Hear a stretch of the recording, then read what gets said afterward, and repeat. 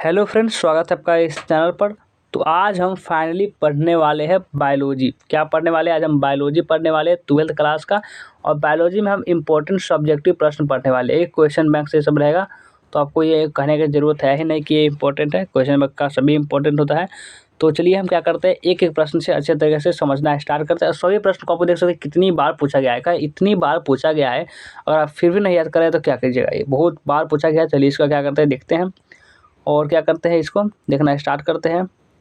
इसमें जो प्रश्न क्या कर रहा है कि पुष्प में दल का क्या कार्य होता है। क्या ये नहीं पूछा गया? बहुत बार पूछा गया। देख सकते हैं आप यहाँ पे, पुष्प में दल का क्या कार्य होता है। तो लिखना कैसे है, एग्जाम में अगर क्वेश्चन आता है तो लिखना है कि पुष्प दल का पुष्प का सर्वाधिक आकर्षक भाग है, जो कि बहुत ही सुंदर रंग है तथा सुगंध रहित होता है।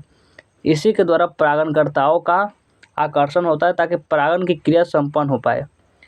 तो यही था पुष्प में दल का क्या कार्य है। तो पुष्प में पुष्प दल का और पुष्प का सर्वाधिक आकर्षक भाग होता है, जो कि बहुत ही सुंदर रंग है तथा सुगंध रहित होता है। इसी के द्वारा परागणकर्ताओं का आकर्षण होता है ताकि परागण की क्रिया संपन्न हो जाए। और आपका अगला प्रश्न चलिए देखते हैं। अगला प्रश्न है, पुष्प दल के मुख्यतः दो कार्य होते हैं।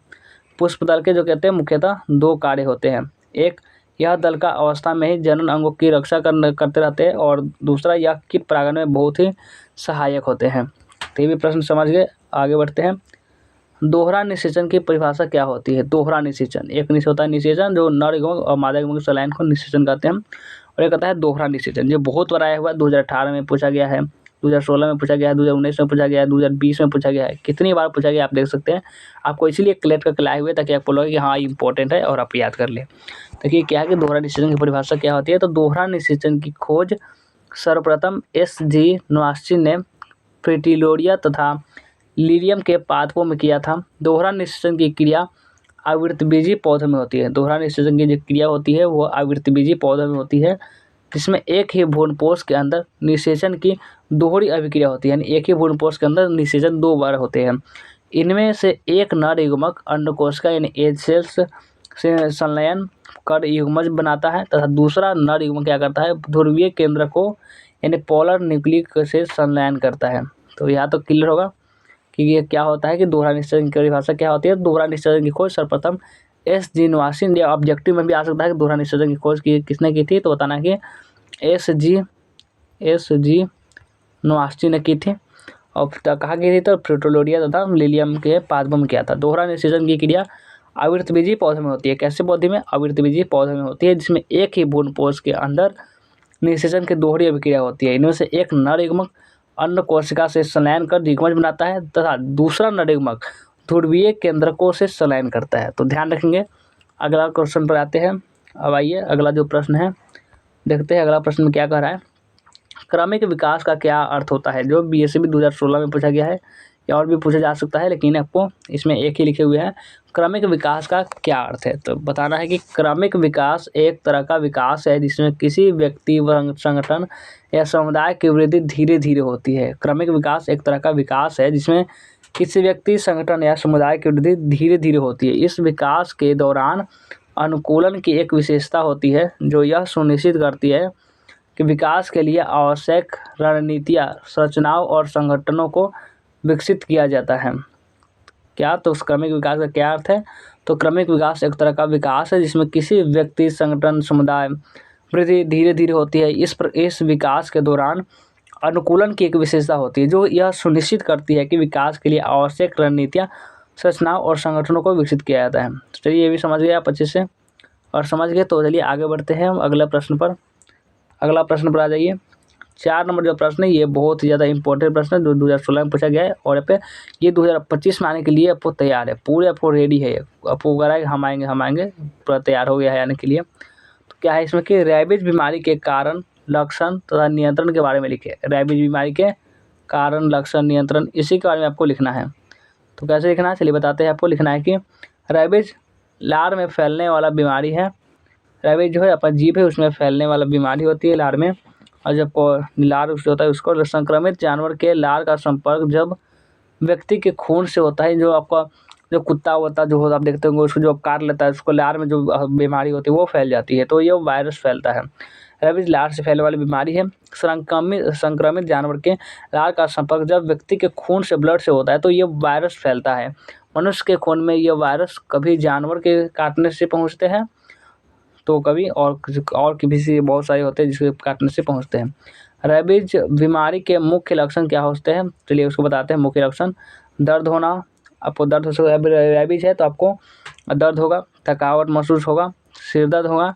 ये आप जानते होंगे अरे ये तो पहले भी होता है, हाँ होता है। बुखार भी आता है, मांसपेशियों में जकड़न होना, ये सब होते हैं। आते हैं आगे, बहुभ्रूणता क्या होते हैं। वो बहुभ्रूणता देख सकते हो 2011, 2014, 2018, 2020 इतना बार पूछा गया है। बहुभ्रूणता क्या होती है, सिर्फ लिखना कि किसी एक बीज में एक से अधिक भ्रूण का विकास होने की प्रक्रिया को ही बहुभ्रूणता कहते हैं। किसी एक बीज में एक से अधिक भ्रूण का विकास होने की प्रक्रिया को ही हम बहुभ्रूणता कहते हैं। कभी कभी तो बीजांड में एक से अधिक भ्रूण कोष होने से भी बहुभ्रूणता का विकास हो जाता है। किसी एक बीज में एक से अधिक भ्रूण का विकास होने की प्रक्रिया को बहुभ्रूणता कहते हैं। और कभी कभी बीजांड में एक से अधिक भ्रूण का भी बहुभ्रूणता हो जाता है, विकास हो जाता है। तो ये भी समझ गए। आइए अगला प्रश्न, उत्पादक किसे कहते हैं। उत्पादक, अब आते हैं उत्पादक क्या होता है।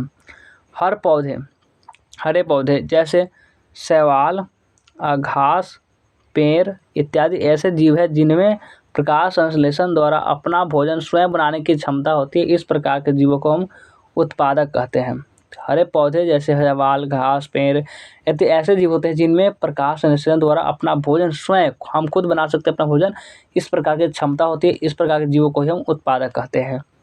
तो यहाँ तक समझ गए। तो आइए अब अगला प्रश्न बढ़ाते हैं, देखते हैं कि अगला प्रश्न में क्या कह रहा है।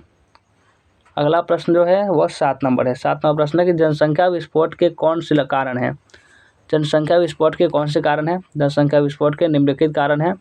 सबसे पहला, मृत्यु दर में तीव्र गिरावट, सबसे पहला कारण है। दूसरा, मातृ मृत्यु दर में कमी, शिशु मृत्यु दर में कमी, जनन आयु के लोगों की संख्या में वृद्धि, ये सभी है। बढ़ते हैं अब अगला प्रश्न है 8 नंबर, असंघ जनन क्या है। और हम 10 आपका इंपॉर्टेंट प्रश्न बताने वाले हैं।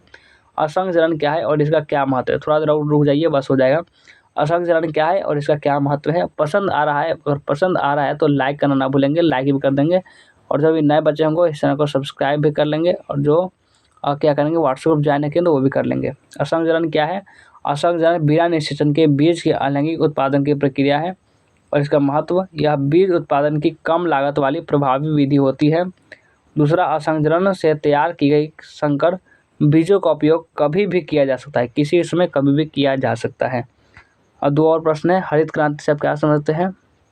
हरित क्रांति से आप क्या समझते हैं। हरित क्रांति से तो लिखना कि खाद्य उत्पादक को बढ़ाने के लिए कृषि के क्षेत्र में जो प्रयास किए जाते हैं तथा उसके फलस्वरूप उत्पाद में जो वृद्धि होती है उसे हम हरित क्रांति कहते हैं। ये बहुत बार आया हुआ है। खाद्य उत्पादक को बढ़ाने के लिए कृषि के क्षेत्र में जो प्रयास किए जाते हैं तथा उसके फलस्वरूप उत्पादक में जो वृद्धि होती है उसे हरित क्रांति कहते हैं। हरित क्रांति को लाने में निम्नलिखित कारकों का महत्वपूर्ण योगदान होता है। सिंचाई के लिए उपयुक्त प्रबंध होना सबसे पहला। दूसरा, वैज्ञानिक विधि तथा दृष्टिकोण को कृषि के क्षेत्र में उपयोग में लाना, ये सभी होते हैं। चलिए आगे बढ़ते हैं। अब अगला प्रश्न है, सहभोजिता को एक उदाहरण देते हुए समझाइए। सहभोजिता को एक उदाहरण देते हुए समझाइए। तो कैसे लिखना है कि ऐसी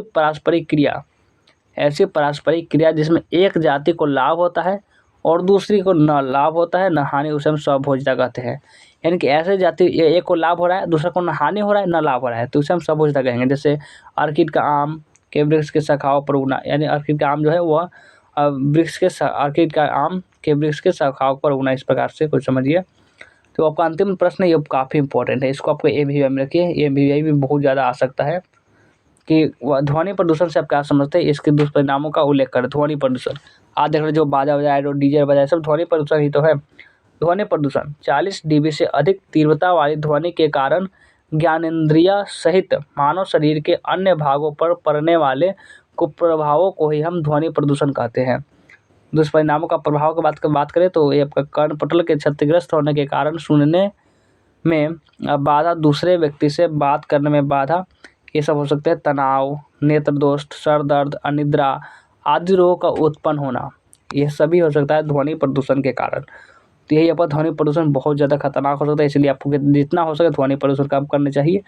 ये जो 10 प्रश्न था जो काफ़ी इंपॉर्टेंट था, तो आज का क्लास कैसा लगा कमेंट करके जरूर बताएंगे। चलिए वीडियो को एंड करते हैं, मिलते हैं फिर से नेक्स्ट वीडियो में।